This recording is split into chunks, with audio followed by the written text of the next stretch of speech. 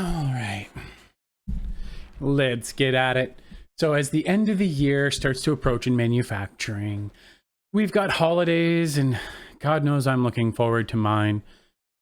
One of the things I like to do with the companies I work with is help protect them during the holidays. Now, if your company is fully shutting down for 2 weeks around Christmas into the new year, there is no big deal.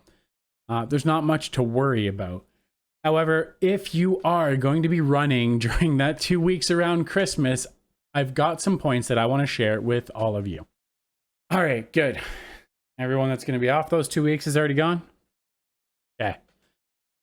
So one of the things that I go around to talk to local companies with that I work with is to see what their schedule is going to be like.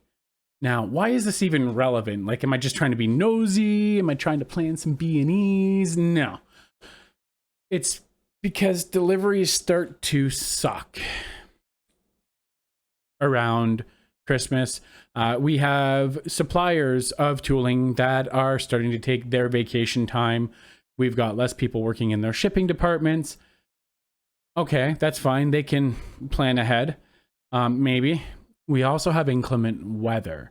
Now, here on the West Coast and in the southern parts of North America, it's hard to imagine snow stopping much. But a lot of our tooling here in North America actually comes from zones that get a ridiculous amount of snow.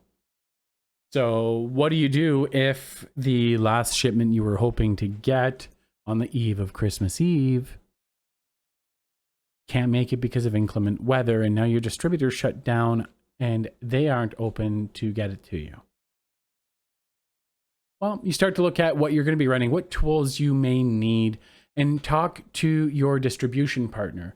Now, usually the stock that I bring in ahead of time to help support these companies is put in a box. It's kept separate on the shop floor. We identify their common roughers and finishers that if they did not have them, there would be no way around it, and they'd have to miss a date or lose valuable spindle time. Then we get it all put together for them in a nice little package in a box, and we put it in either a manager's office if they're going to be there during the time, or to a supervisor's hold. That way they have an emergency container they can break into.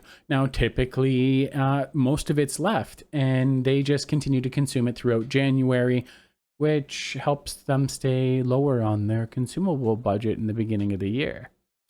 Showing up that first quarter mooning like, yeah. I would urge you, if you are going to be open around these 2 weeks around the upcoming Christmas holiday shutdown, that you start to look at the critical tooling and, well, material while you're at it that you're going to need to make sure you can make the most out of that valuable time. This is a great time of year to get ahead of your competition and other people who may be shutting down for the holidays. Let me know what you think. What do you do, if anything, to help protect yourself when it comes to holiday times when you know shipments are going to be dodgy at best? You can drop that in the comments below. And until next time, keep your spindles turning and earning.